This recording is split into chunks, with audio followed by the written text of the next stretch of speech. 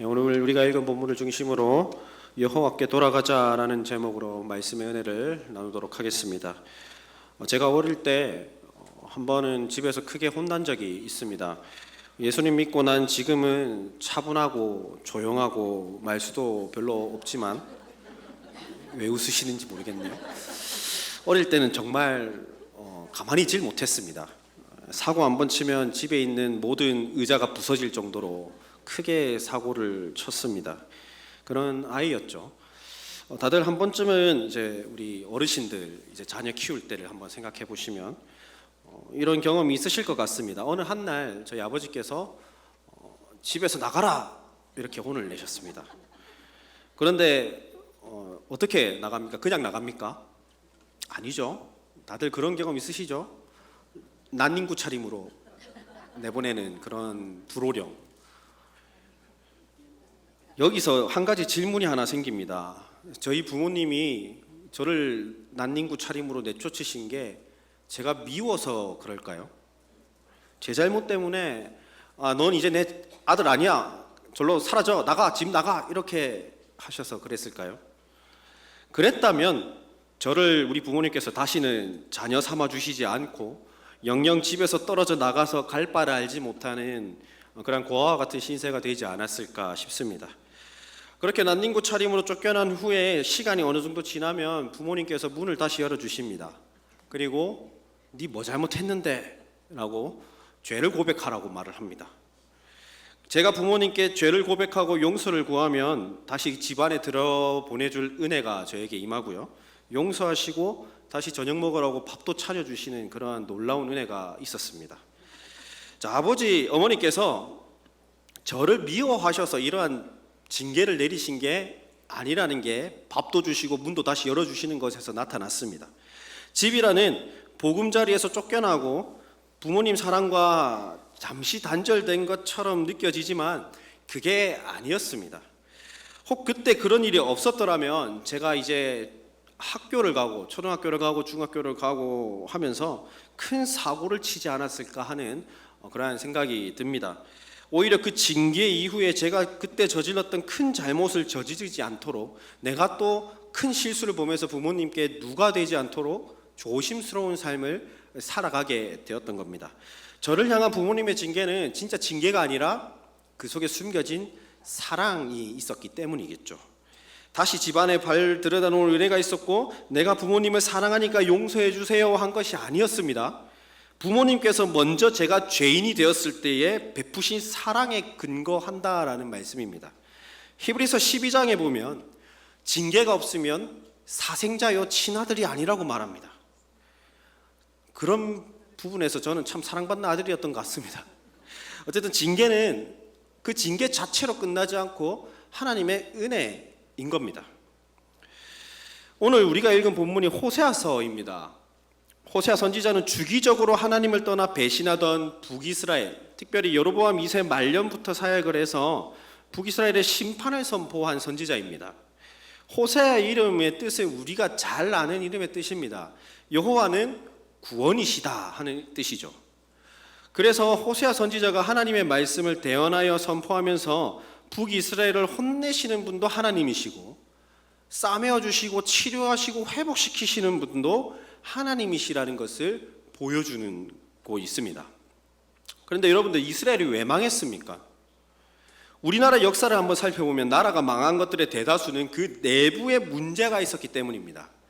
그렇다면 조선을 한번 생각해 봅시다.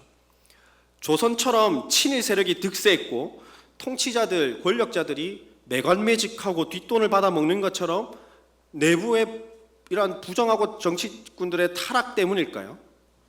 물론 그런 이유도 있었을 겁니다. 하지만 그보다 더 핵심적인 내용은 이스라엘 백성들이 하나님의 말씀에 불순종하고 하나님의 말씀을 따라 살기보다 자기 뜻대로 자기 생각대로 살았기 때문입니다. 이스라엘은 심지어 하나님 말씀 듣기를 거부했습니다. 그 말씀대로 살아가기도 당연히 거부했습니다. 심지어 호세아 8장 11절 말씀을 보면 죄를 위하여 제단을 많이 쌓았고 그것이 범죄하게 되었다라고 말씀하고 있습니다.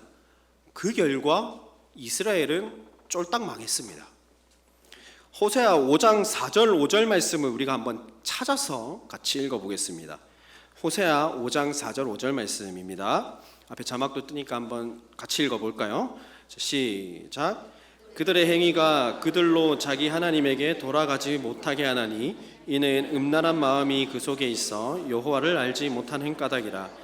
이스라엘의 교만이 그 얼굴에 드러났나니 그 죄악으로 말미암아 이스라엘과 에브라임이 넘어지고 유다도 그들과 함께 넘어지리라. 아멘. 여러분들, 지금 호세아 선지자가 이스라엘의 죄를 지적하고 있습니다. 1장부터 보시면 고멜과 결혼해서 음란을 범하며 여호와를 떠났다. 그래서 너는 긍휼이 없는 자들이고 내 백성이 아니다. 이런 징계를 받았습니다. 그런데 5장에 가서도 여전히 음란 때문에 하나님을 알지 못한다라고 성경이 기록을 하고 있습니다. 호세아서는 특별히 결혼이라고 하는 일종의 언약 관계를 통해서 언약을 파기하는 죄의 귀책 사유가 하나님이 아니라 이스라엘에게 있다라는 것을 알려줍니다. 결혼을 제가 지금 준비하는 입장에서 결혼을 하는 게 쉽지만 않습니다. 하고 싶다고 다 할 수 있는 게 결혼이 아니더라고요. 결혼은 하나님 앞에 서약하는 거기 때문입니다. 그래서 결혼을 종종 언약에 비유하곤 하죠. 결혼이 하나님 안에서 참된 언약을 맺는 귀한 약속이라고 한다면 호세아 1장에서 고멜과의 결혼을 통해 호세아가 전하고자 하는 것은 이스라엘과 하나님 역시 철저히 언약 관계 속에 있다라는 겁니다. 호세아서가 전하는 음란이라는 개념도 우리가 한번 살펴봐야 됩니다. 단순히 간음, 불륜 이런 음란의 죄들만 지적하는 것이 결코 아니겠죠. 언약 관계 속에서 우리가 살펴본다면 하나님과 나와의 관계, 언약을 깨는 모든 관계, 신부인 이스라엘이 신랑인 하나님을 배반하고 헛된 우상을 섬기고 헛된 세상의 재물들을 섬겨서 온전히 하나님을 바라보지 못하는 그런 파괴된 관계를 말합니다. 아까 우리가 읽었던 5장 4절에서 5절 말씀을 다시 한번 보시면 음란한 마음에 여호와를 알지 못하게 되었습니다. 그 까닭에 어떻게 된다고 기록을 하고 있습니까? 이스라엘의 교만이 얼굴에 드러났습니다. 그리고 그 죄악으로 말미암아 넘어지게 되었습니다. 심지어 5장 10절 말씀을 한번 보시면 유다 지도자들은 경계표를 옮기면서 그들이 애지중지하던 그 율법도 스스로 어겨버립니다. 하나님의 말씀에 이 종교 지도자들도 넘어진 겁니다. 하나님을 배반하고 언약을 스스로 파기한 이스라엘은 자신들의 죄에 자신들이 걸려 넘어져서 하나님의 약속의 기업을 온전하게 바라보지 못합니다. 넘어지어 보셨죠? 어떻습니까? 일단 피가 나죠. 살이 까지니까. 그리고 상처도 나고요. 심하면 뼈도 부러집니다. 지금 이스라엘 상황이 그렇습니다. 자기 죄에 자기가 걸려 넘어져서 피가 철철 나고 상처가 나고 뼈가 부러졌습니다. 당장 의사한테 가든지 흐르는 물에 상처를 씻고 후시딘, 마데카술, 네일밴드 이런 걸 붙여야 합니다. 근데 그런 것을 하지 않습니다. 5장 13절 이하의 말씀을 보시면 아수르 야렙 왕에게 가서 고쳐주세요 라고 말을 합니다. 그런데 야렙 왕이 고쳐줍니까? 고쳐줄 수 없다라고 말을 합니다. 상처를 낫게 하지도 못합니다. 오직 하나님만이 이스라엘을 넘어진 그곳에서 일으켜 세울 수 있고 회복시킬 수가 있는데 하나님을 찾지 않는 북이스라엘의 모습을 보여주고 있습니다. 사랑하는 성도 여러분, 누가 찢어지고 상한 마음을 고쳐줄 수 있습니까? 누가 우리의 진정한 영혼의 치료자가 됩니까? 누가 진정한 우리의 왕이 됩니까? 하나님입니다.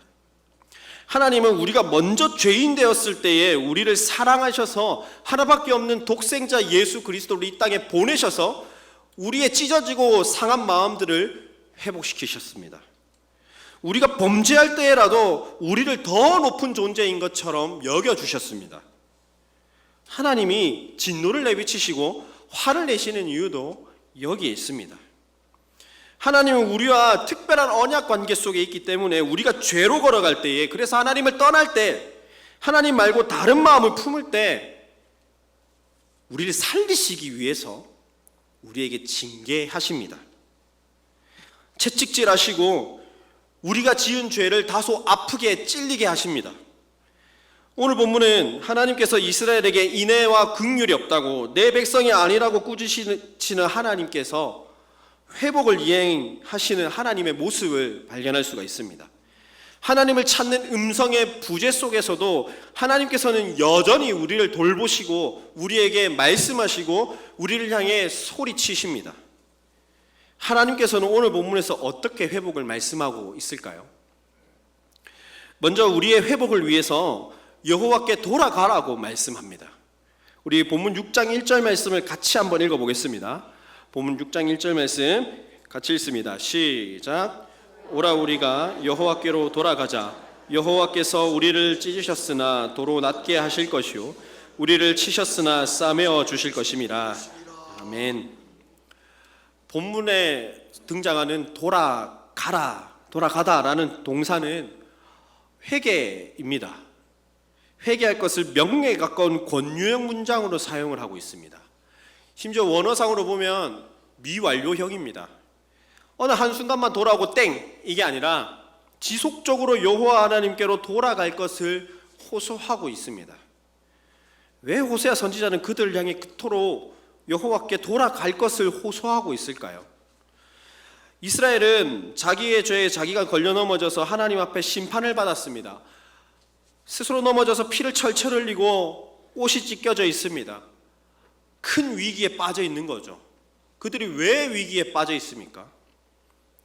이스라엘과 하나님과의 관계가 어긋났기 때문입니다. 호세아서의 전체적인 상황을 보면 눈에 보이는 종교적인 열심이 있었습니다. 이스라엘이 지켜야 할 절기도 잘 지켰습니다. 번제와 제물도 끊임없이 바쳤고 제단을 세워서 예배도 잘 드렸습니다. 그런데 문제는 거기에 바알에게 바치는 제단도 여호와의 제단 바로 옆에 있었고요. 추수할 때 여호와 하나님께만 감사한 것이 아니라 바알에게도 감사했습니다. 그 외 이방 종교들에서 도입된 종교적 예식들을 통해 온갖 범죄를 저질렀고 우상 숭배를 범했습니다. 영적 간음, 음란의 죄들을 범했습니다. 심지어 호세아 13장 말씀 쪽에 가면 송아지 신상에 입도 맞추게 됩니다. 하나님도 섬기고 우상도 섬기는 소위 종교 복합주의로 하나님과의 관계를 어긋나게 했습니다. 누가 그렇게 했습니까? 하나님이 그렇게 하셨습니까? 아닙니다. 이스라엘이 그 스스로 죄악을 범한 겁니다. 스스로 하나님을 많은 왕들 중에 어느 한 왕 정도로 타락시켜 버립니다. 참된 예배자의 모습, 참된 언약 백성의 모습이라고 할 수가 없습니다. 이러한 상황 속에서 하나님은 호세아 선지자를 통해 여호와께 돌아가라고 말씀합니다. 호세아 12장 6절 말씀에서도 하나님께로 돌아와서 인애와 정의를 지키고 항상 너희의 하나님을 바라라 라고 말씀합니다. 동시대에 사역했던 이사야 선지자, 그 역시도 이사야 55장 7절에서 악인은 그 길을 버리고 불의한 자는 그의 생각을 버리고 여호와께 돌아오라고 호소합니다. 거짓 예배를 드리고 잘못된 신앙을 회복하는 유일한 길이 여호와께 돌아가는 것밖에는 없다는 말씀입니다. 그렇다면 우리의 신앙생활도 한번 되돌아봐야 됩니다. 과연 나의 예배가 하나님이 정말 기뻐하시는 예배일까? 나의 예배가 하나님이 정말 받으시는 예배일까? 이런 질문을 스스로 해야 됩니다. 코로나 이후에 교회 예배가 참 많이 무너졌음을 참 많이 느낍니다. 주일학교 작년 노년 할 것 없이 예배에 대한 소중함을 많이 잃어버렸습니다. 점점 더 하나님과의 인격적인 교제를 누리는 이 현장으로서, 언약을 갱신해가는 현장으로서 예배의 자리를 사모하지 않습니다. 예배 가운데 함께 하시는 삼위 하나님께서 예배를 드리면 나를 지키신다라고 말씀도 하시는데 그 약속을 까마득하게 잊어버리고 살아갈 때가 너무나 많습니다. 단순히 예배 한 건 해치우기 위해 예배의 자리를 일처럼 느끼며 의무감을 가지고 나온 적은 없으십니까? 정말 하나님은 우리의 경외와 순종의 대상이어야 되는데 그게 아니라 오히려 무거운 짐이 되어버린 게 아닙니까? 예배에 감사가 있어야 되는데 감사가 없고 피곤함을 느낍니다. 이스라엘 백성들도 마찬가지였을 겁니다. 살려고 하다 보니까 금송아지를 만들었고, 살려고 하다 보니까 비를 관장하여 풍요의 신이라고 여기던 바알 신도 섬겼을지도 모르겠습니다. 물론 이스라엘, 아까도 말씀드렸지만 제사, 예물, 예배 엄청 잘 드렸습니다. 종교적 열심 가득했습니다. 그러나 하나님이 그들 마음에 없습니다. 그러다 보니 하나님 거기서 만족하시죠? 그 정도로 만족하셔야 됩니다. 하나님을 예배하는 것이 점점 더 나에게 무거운 짐이 되어가고 있습니다. 오늘 예배 드렸으니까 수요일, 금요일 공적 기도에 쉴랍니다. 그 정도로 만족하십시오. 우리가 하나님한테 딜을 하고 있는 건 아닌지 모르겠습니다.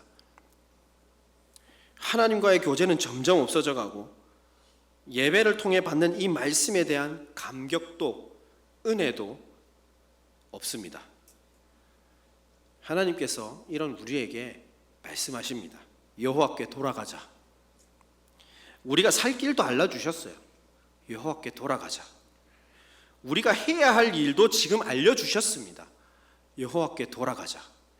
우리 교회가 지금 시급하게 해야 할 일도 알려주셨습니다.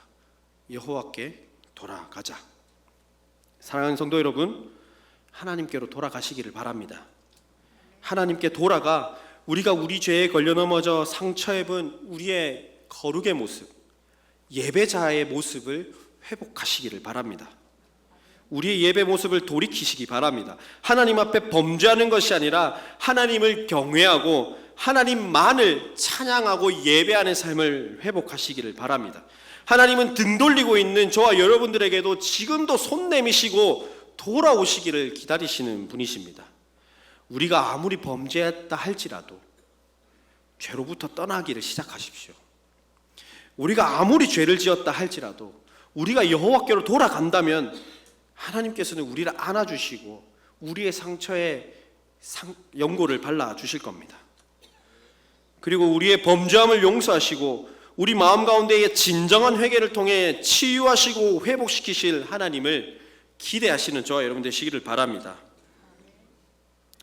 여호와께 돌아가면 죄로 너덜너덜해진 우리의 삶을 싸매어 주시고 만져주시는 하나님을 경험하게 될 겁니다. 그 하나님께서 우리를 다시 살리시고 우리에게 하나님 앞에서 영원한 산 소망과 새 생명을 주실 겁니다.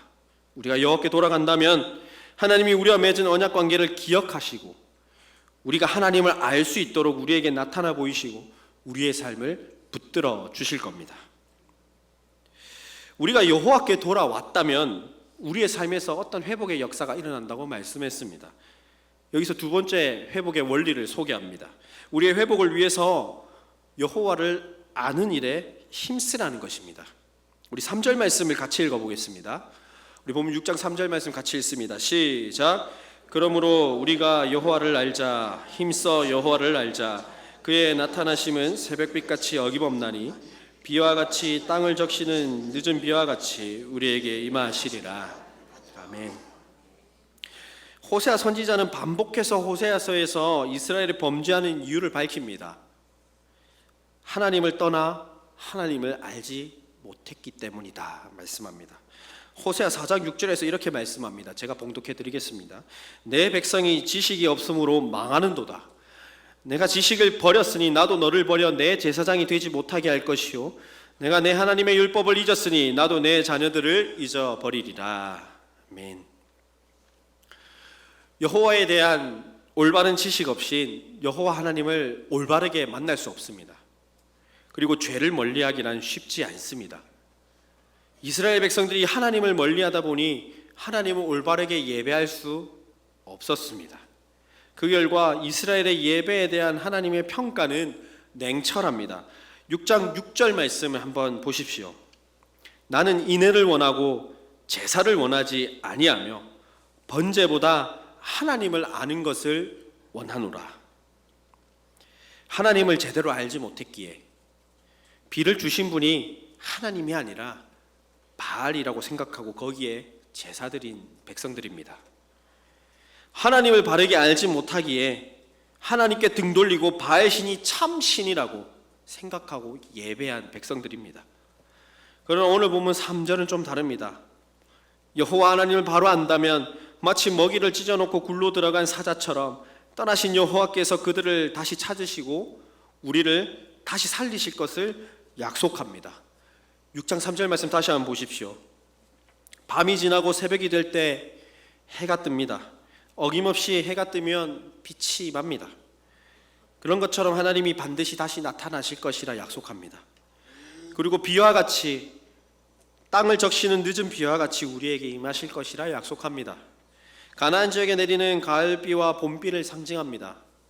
즉 이스라엘의 농경 시기에 맞추어서 하나님이 비를 주시고 부족함을 채우시겠다 약속하는 겁니다. 이스라엘이 몰랐던 풍요로움을 바알이 주는 것이 아니라 여호와 하나님이 주신다고 말씀하는 겁니다. 여호와를 알고 여호와께 돌아온다면, 그래서 우리가 하나님을 바라본다면 형식적인 예배를 버리고 일상생활, 학교나 학원, 직장 살아갈 때 하나님 없는 삶을 살지 않겠다라고 말씀해 주시는 겁니다. 하나님 닮은 삶, 하나님처럼 살아가는 삶을 살아내려고 발버둥 친다면 하나님은 우리에게 은혜의 단비를 내리시고 우리의 부족함을 채우셔서 풍성하게 하실 것이라고 약속하는 겁니다. 사랑하는 성도 여러분, 여호와를 안다는 것이 무엇입니까? 우리 예수께서 우리를 위해 하신 일들을 고백하는 것입니다. 우리 살아가셔서 죄의 길로 걸어가며 사망의 권세 아래 종노릇하던 우리를 위해 하나밖에 없는 독생자, 그분이 이 땅에 오셔서 하신 일들을 알고 고백하는 겁니다. 그분이 우리 아버지 되시고 우리의 참된 빛이 되시고 그분이 우리의 맏형 되신다는 사실을 고백하는 겁니다.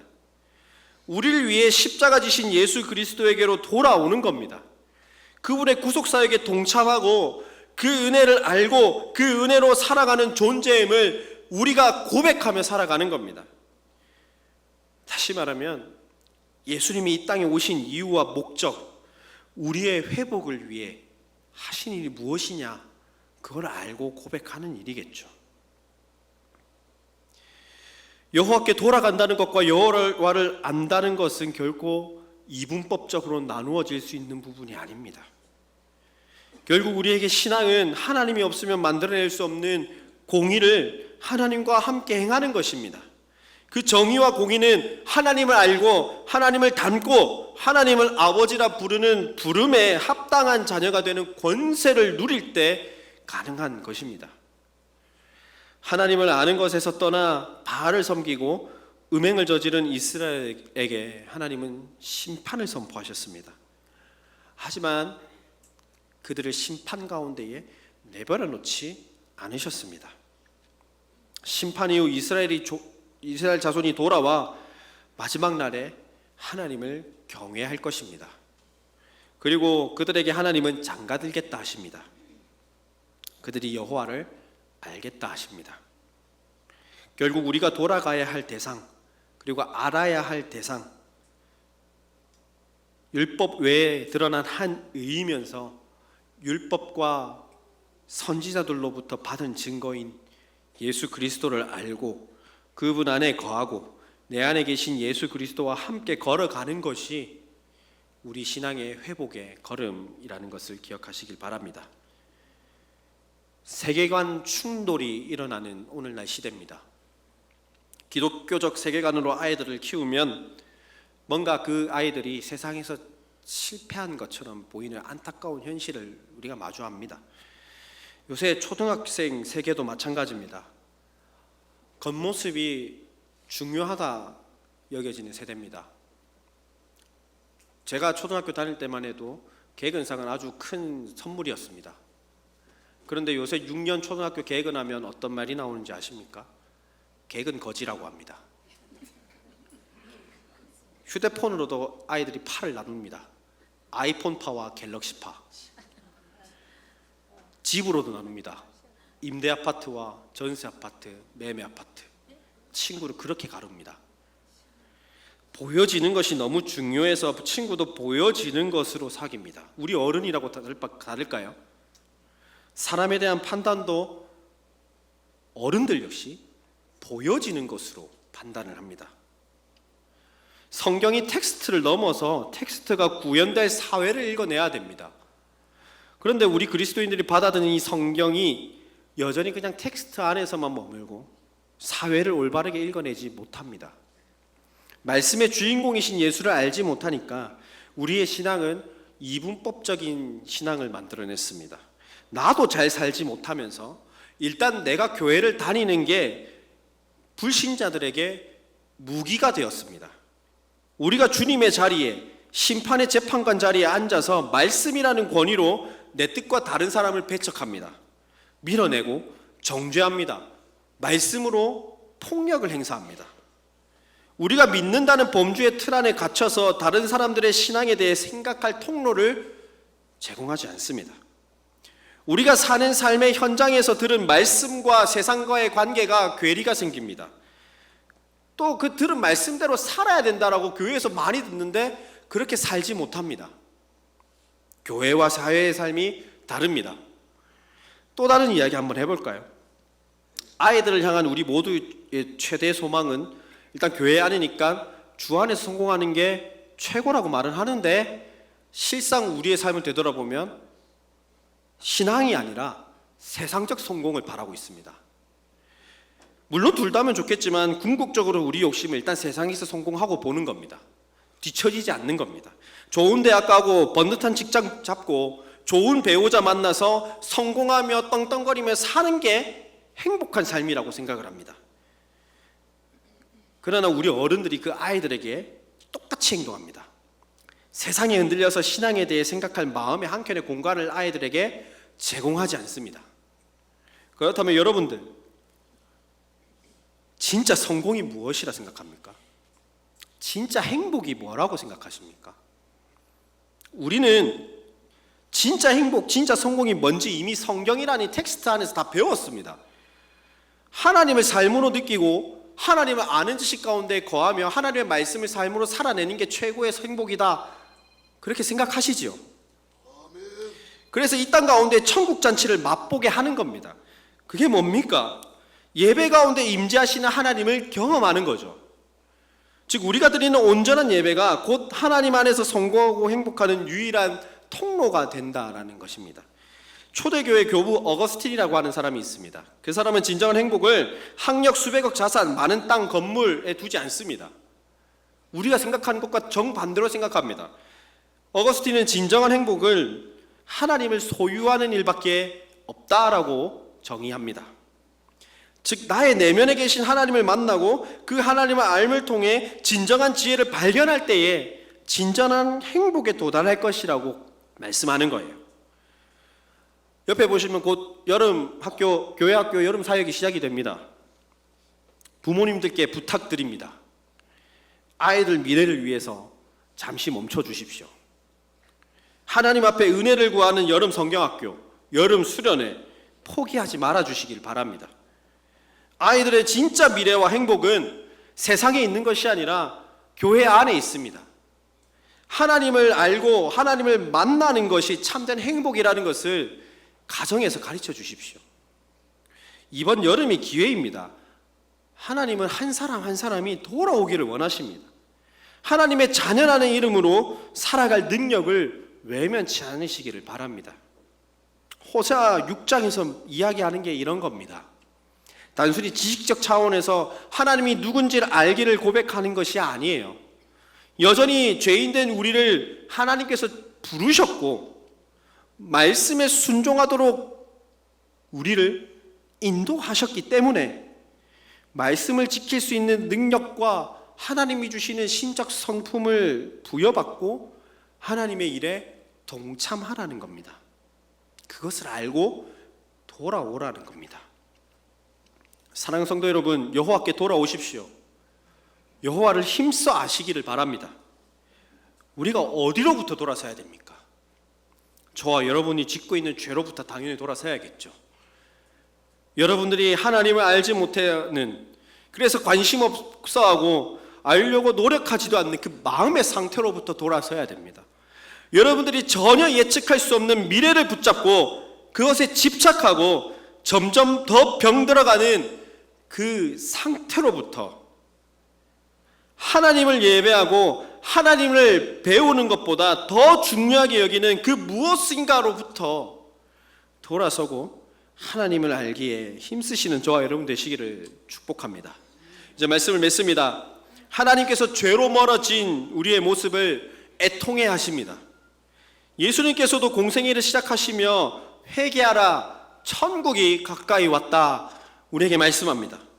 죄에서 돌이켜 하나님께로, 하나님의 나라로 동참하라는 겁니다. 더 이상 너네가 알지 못하는 신을 섬기는 것을 멈추고 하나님 앞으로 돌아오라는 겁니다. 요한계시록에 소아시아 7교회가 나옵니다. 그 서신에서도 빠지지 않는 말이 회개하라는 말입니다. 회개해서 주님께로 생명을 주시고 온 우주 만물을 다스리시는 그 하나님께로 돌아오라고 말씀하는 겁니다. 그 은혜가 우리에게 있기 때문에 우리가 물 가운데 지날 때라도 침몰하지 않습니다. 불 가운데 걸어갈지라도 타지 않고 상처 입지 않습니다.